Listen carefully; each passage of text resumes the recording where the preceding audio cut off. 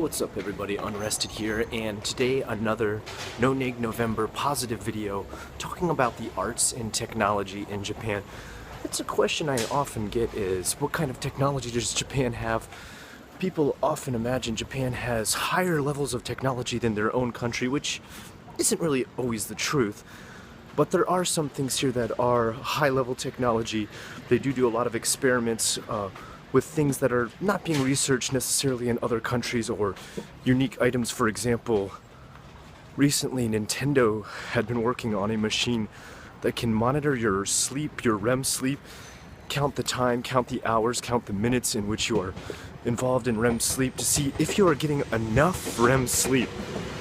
It somehow has a device that hooks up to your head and reads waves or something of how your eyes are moving back and forth, and then records the time and the amount in which you are getting the REM sleep to see if you are sleeping long enough, giving your body enough time to recover, which I have no idea how all that would work. I don't quite understand it, but whatever. It's cool. It's higher level technology, but one of the lesser technologies, or one of the ways that I always explain Japan, is that it is a country living in the future and the past at the same time.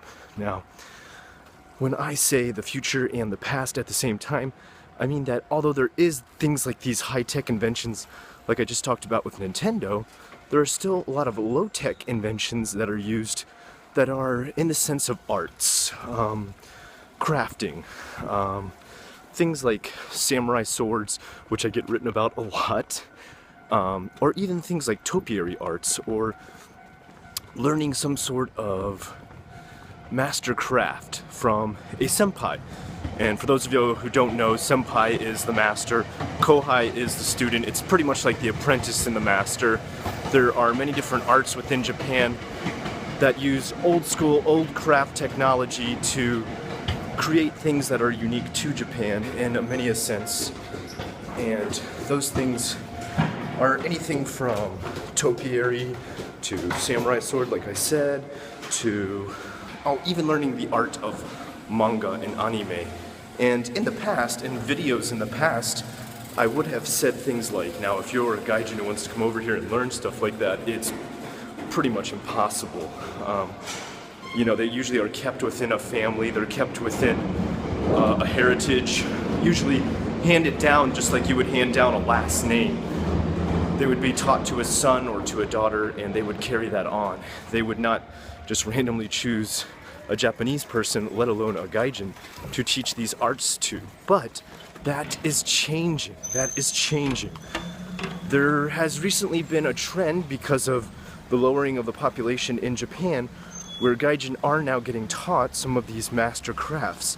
There are gaijin who are getting senpais who are teaching them to be everything from rakuten, which is like a storyteller, to topiary arts. There's a very famous gaijin who just recently won a, I guess you would call it a world tour or world competition in topiary arts, who had a Japanese senpai or master crafts teacher.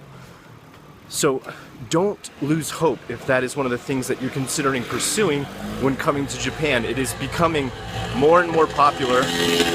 Wow, that's a loud one. It's becoming more and more popular and more common that they are handing these crafts down.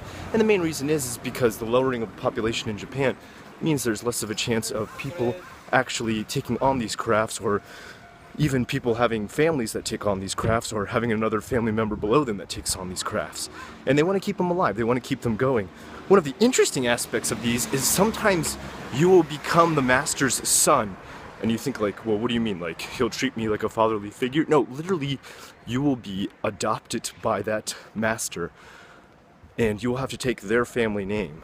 And you may have to go through a full Japanese citizenship test, which does mean, of course, you're going to have to know Japanese. That's one thing that I should state right away, is any of these crafts that you would want to master or come to Japan to master, you would have to know Japanese. Mainly because if you got to think about it this way, okay? Already you're begging to be taught this master craft that a man or woman has spent literally years upon years, if not decades upon decades, learning to perfect, and is now going to give to you, to gift to you. And the the least you can do is learn their language to be able to be taught the art. You're not going to ask them, hey, so I want to learn this, so can you maybe really brush up your English and get really good at English to teach me how to do your art?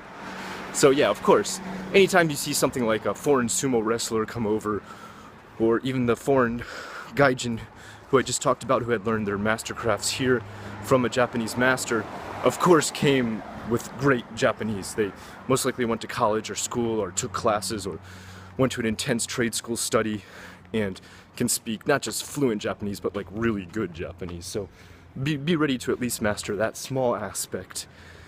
And then think about your future of what you'd want to pursue. It is possible. In the past, I was negative about stuff like this.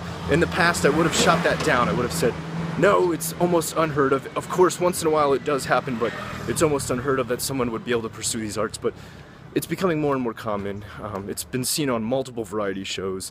It's been seen in multiple trades. And if it's something you two want to pursue, I say go after it. I'm Unrested with the questions you requested. This is JFAQ, Japan's frequently asked questions.